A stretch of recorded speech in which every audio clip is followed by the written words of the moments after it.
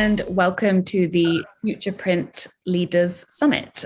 Really happy to be joined today by John Corral, Managing Director of Industrial Inkjet. So thanks so much for joining us, John. No problem. I think first of all, it would be great to get an insight into you. I know you've been in the inkjet game for a while with roles at other businesses before going on to found Industrial Inkjet. So perhaps you could take us through your background and experience. Okay. I think it's 34 years of Inkjet, which is a fairly long time. Let's see, Elmjet, Videojet, Domino, Xar, Xenia, then this one. So quite a few inkjet companies. Normally, technical role, engineering manager, some field service, some manufacturing. And the strange thing, of course, is you think at the time, I'm an engineer, I want to do engineering, I want to be in the lab, but it's all the other stuff, it's the field support, it's the service. That's what turned out to make the difference. I wouldn't be doing what I'm doing now without that additional experience. So I guess that's my background. Fantastic. And so that kind of led to the founding of your own company eventually. So 2005, I was approached by Konica Minolta, Mr. Ono, who's the president. And he was looking for somebody to take care of Konica Minolta's inkjet business in Europe. And over a beer, he said, right, you're going to be running Europe for us. And I said, oh, I'm just forming my own company. And he said, fine, you're the distributor. And we kind of shook hands. So that's how we got started. I don't think it was ever really my choice in the matter. Fantastic. And just to talk a bit about the business, fast forward to where we are now. What's the current focus? Which sectors are IIJ, currently committed to? It's really new stuff. I think so we grew out of just being tech support for inkjet print heads into, first of all, supplying kits of parts to machine builders, to OEMs who wanted to create their own inkjet printer. And we started to supply kits of parts. And then about 2009, we moved into actually supplying the inkjet engine. So all of the inkjet system, but not the media transport, not the thing that's going to move the product past the inkjet heads. Mm. So that's grown and grown for us. About 70% of the business is what we call print engines, it's inkjet systems. We're still supplying kits of parts. We still do tech support for Konica Minolta OEMs. But our niche, I think, is doing something new. It's people tend to come to us when they can't find a standard machine on the market. Looked around the industry, they've got this idea and they can't find, somebody who already has a standard machine on the market to do it. So they tend to find us, they come to us, they explain the idea. Of course, sometimes they're just crazy, fair enough, but sometimes they're prescient. They actually have a really good idea. This could be something big. This could be a whole new market. So it's very much, we've sort of developed into this go-to company who will look at the idea, find a suitable ink, make print samples to demonstrate the customer it actually works. If he's happy that, we go on, we create the machine, build the machine, install it, deliver it, support it. So this is typically our role. And it's nearly always something new where the market hasn't really started yet. There's nothing really available out there. Hmm.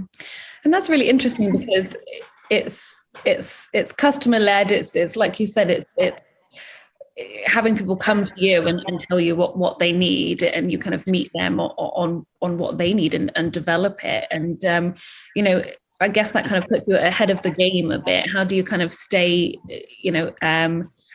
competitive if more people kind of tend to move into those areas? I think we probably don't. I mean, I think labels is a pretty good example. So a few years ago, we were selling quite a lot of label printing systems. Mm.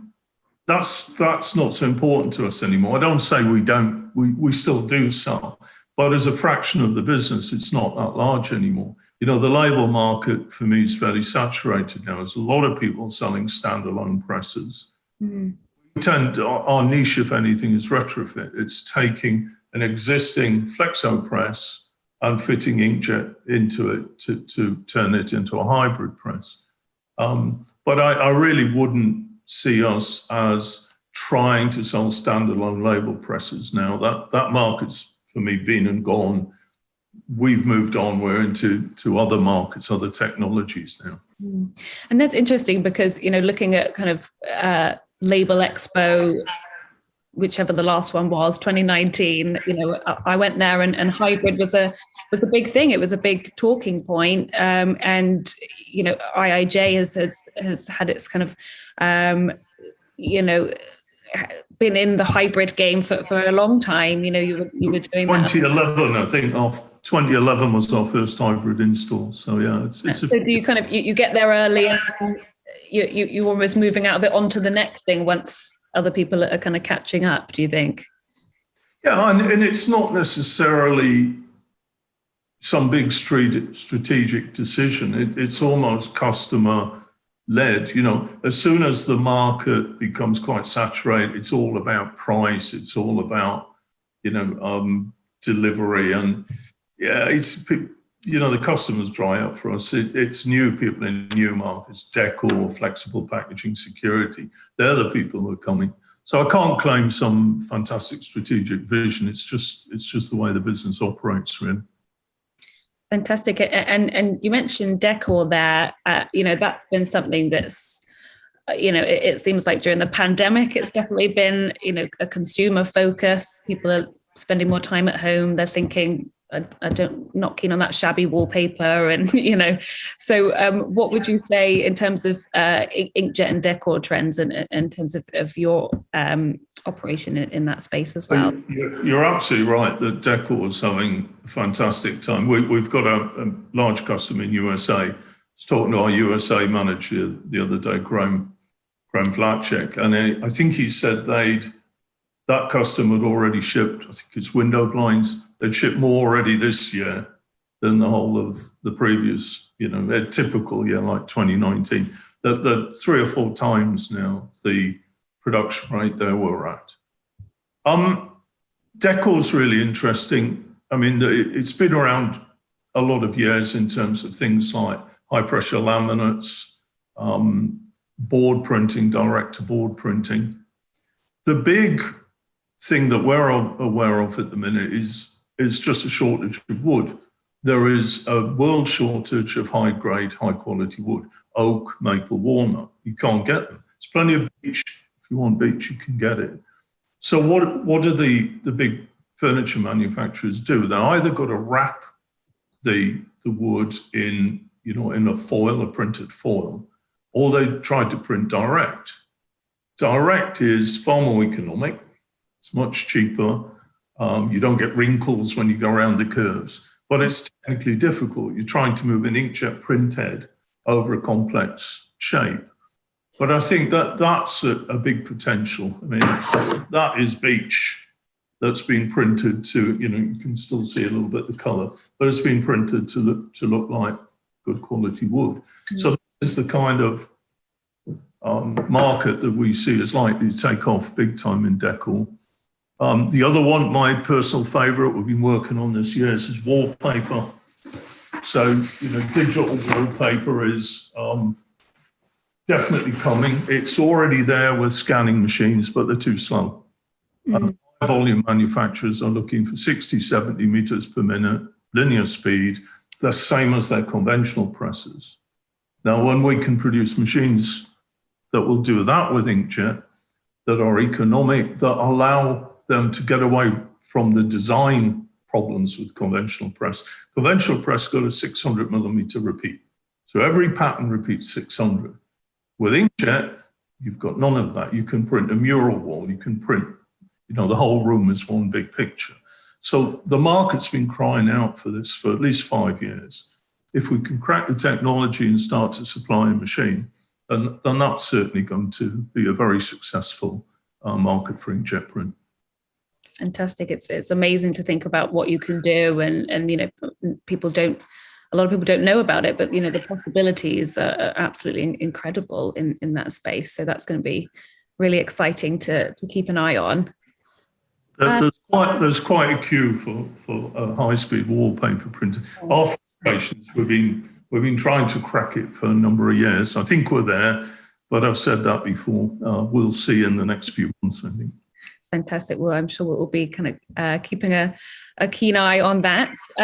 What about packaging? Maybe we could talk a bit about trends in the packaging space in Inkjet and what you guys are doing in packaging. We put a lot of effort a couple of years ago into putting colour on pulp packaging. That one surprised me. It doesn't really seem to have taken off big time. So certainly a couple of years ago, there was this big, let's unpollute the oceans, let's get rid of plastic, let's go with pulp. Yeah. And we put a lot into it. I think we've got 1 or 2 systems installed, getting rid of the label, printing onto pulp packaging. But it feels a little bit like this market its time has not yet come. Some point soon, I think that one will take off.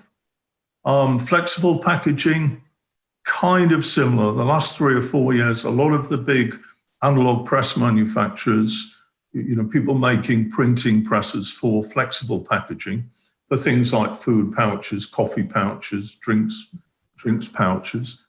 They've been knocking on the door. We're doing print samples. It feels like nobody quite wants to be first. They all really want to be second, not first. Very much got to be water-based.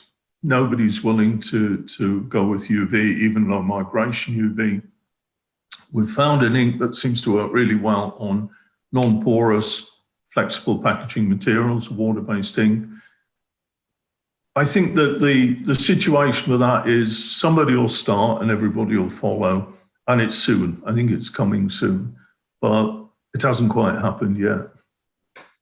The other one in packaging for us is, maybe sounds a bit of a strange one, but really high-speed print onto drinks cartons. So things like juice or milk. High-speed production, 300 meters per minute, standard line speed. And all you're doing is putting a QR code or a barcode into a space on the actual carton. We put the first system in 2016. We've done 3 lines in China for a big producer there. What that is gambling. So you take your phone, you scan the code, hey, you win money. You can win a prize. So it was a little bit niche, perhaps. It's marketing, promotional stuff. But you've got now in Russia, the Russian dairy project, Chestnuznak, I can't really say it. It means honesty sign. Mm. And what this is a unique ID code, a unique traceable barcode on every dairy product. So milk, butter, cheese, it's all got to have this code on. And we're only a year away from this becoming compulsory. So it's fully variable print. You collect the codes from the Russian government, the Russian state, you print them 300 meters per minute. Obviously you can't have waste codes, you can't have scrap material because somebody's paid for that code. It's a tax offense, essentially. So I think that's really quite exciting for us at the minute. And what I think we're starting to see is the customers going, well, if you can print a barcode at that speed, perhaps you could do the ingredients information or maybe some brand information. If it's a special run for Tesco's or somebody, you would put that on it rather than the standard name. So I think we're seeing some interest in color onto the same lines, onto the same products. So I think that's our main work on packaging at the moment. And that's interesting that, the speed not being an issue, can we go for full color printing? What are your thoughts on the impact that will have on trends? One of the points I often make to customers is Inkjet ink is expensive. It's going to cost you more than your conventional ink. So what it's for really is short run variable information.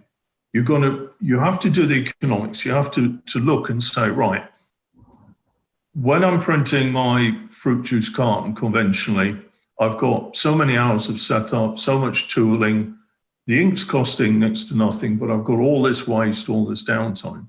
And then you compare that with Inkjet, where you pay more for the ink, but there's almost zero setup, there's almost zero waste.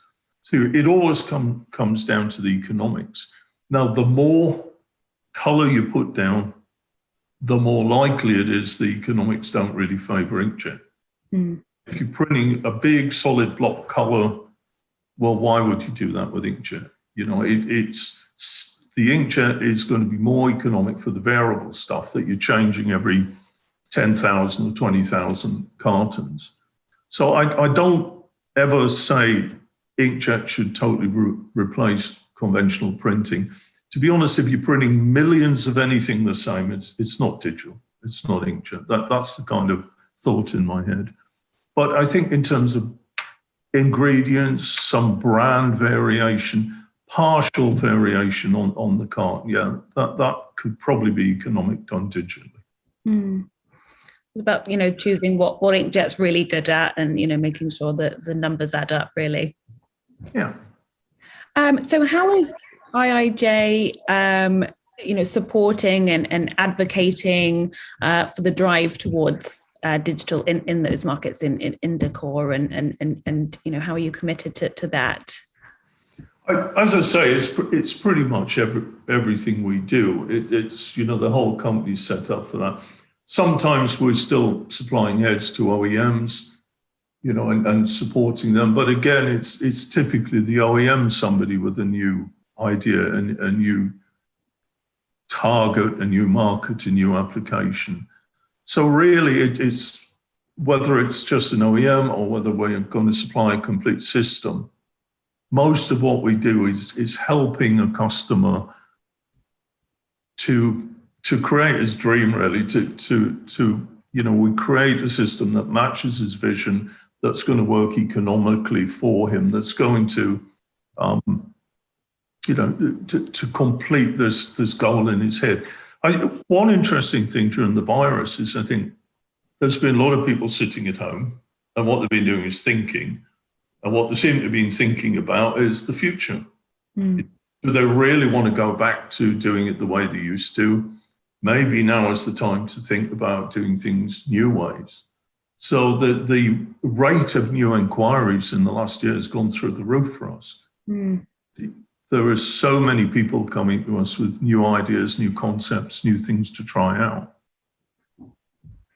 Fantastic. And just kind of staying on that, it's I think we kind of have to address the pandemic and the impact it's had. It was one of the catalysts for all the FuturePrint virtual events that we've run so far, and particularly from a leadership perspective, at the onset of the pandemic, there was a kind of lack of clear leadership and direction with the events, live events, disappearing and being postponed and cancelled. So, taking a look at your business and how you've had to kind of reevaluate over the last 12 months, particularly, from a leadership perspective, what's changed. There's been a cut down in traveling and seeing people and talking to customers face to face. How have you managed that? I'd never believed it. I mean, I used to travel at least once a week. I was Ryanair's best customer, I think. And I've made one trip in the last year.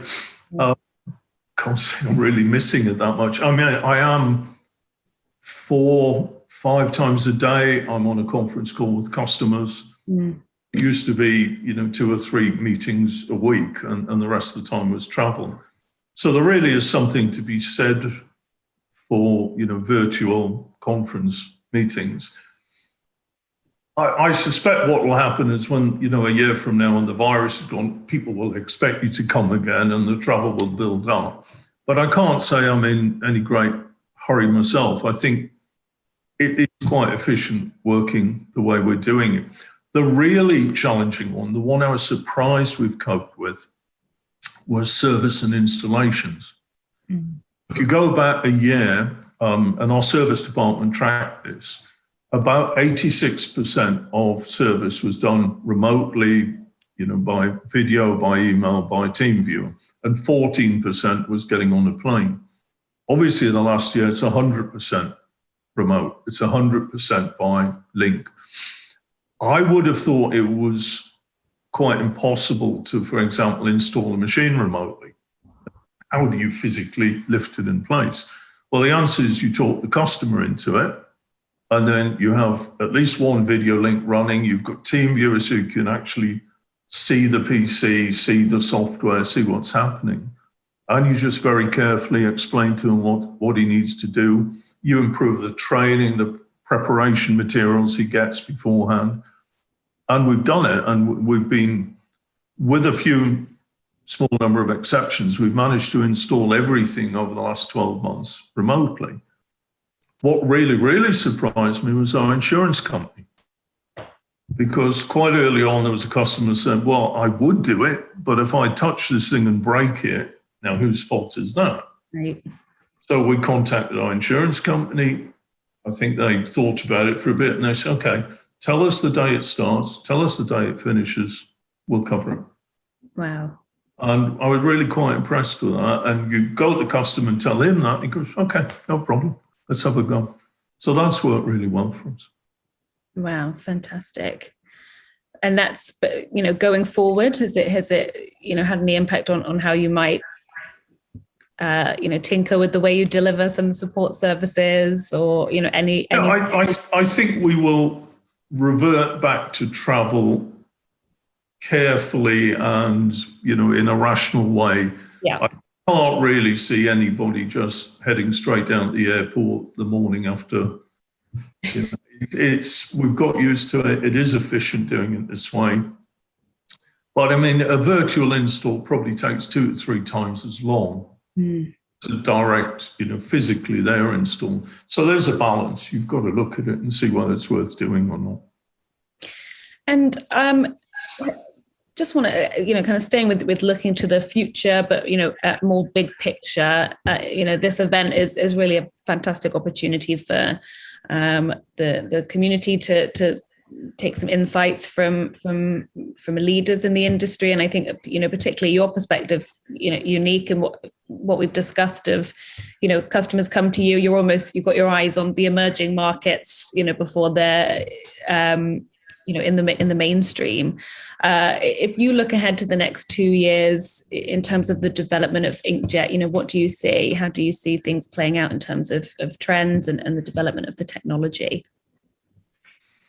If we look at different segments, so labels, for example, as I've said, fairly saturated. I think we're seeing some rationalization. So really interested to see Mark Andy have launched a machine with domino technology in it rather than Mark Andy technology. I think it's fairly inevitable. If you've got a lot of players in one market, you expect to see some rationalization. Flexible packaging, as I've said, is coming. Also in packaging, blister foil, they've had a great year. Obviously, virus problems, pandemic. The pharmaceutical guys are busy. They're getting something from it. Tube printing is interesting. We've been quite successful in tube printing for a number of years, just supplying the Konica Minolta heads. They're really thin and they suit printing small tubes. That seems to be fairly kind of stable business. But you can't really make one machine to print every kind of tube. The machine that prints these two things, it's 2 different machines. So the market, I think, tends to be fairly niche. Each machine builder aims at one type or a couple of types of tubes. They're unlikely to get pushed out by high volume Chinese manufacturers because everything's different. Volumes of machines are relatively small. So I think it's a fairly protected business, fairly stable business. But I don't think anybody's ever going to sell thousands of machines into that market because of the sheer variation. Decor I've talked about. Security is for us is really important. It's over half the business now. Security means things like passports, ID cards, driving licenses, government documents. And Inkjet's really good for this. Inkjet gives you, it's a constant battle between the printing company and the counterfeiter. It's a race, and you need to stay ahead of these guys. And Inkjet opens up the technology hugely for, people in this market. So this is passport. And I don't know if you can see that. Mm. Okay, so, fluorescent inks, adding security features. This is good. This is active. It's selling, but it's a constant push. It's constant R&D coming up with the next technique, the next thing that will protect that document from. Because people figure out how to kind of emulate the security features. Is that the issue? And what we're seeing is, I think, a trend that this is moving into packaging. Mm. And it's not so much like personalization, it's brand protection. It's proving that your expensive garment or your expensive perfume is legit. And the one that I hadn't expected at the start, but we see it now, is distribution chain verification, or it's making sure that your distributor in one country didn't break the pack up and export it across the border into an area where the prices are higher. So there's some of this putting security features on packaging products is actually to check your own distribution rather than to check against counterfeiting. Interesting. And that's a really significant part of your business now. Yeah, the true security in terms of government documents, tax stamps, very much part of the business. The packaging, we're just starting to see that appearing now.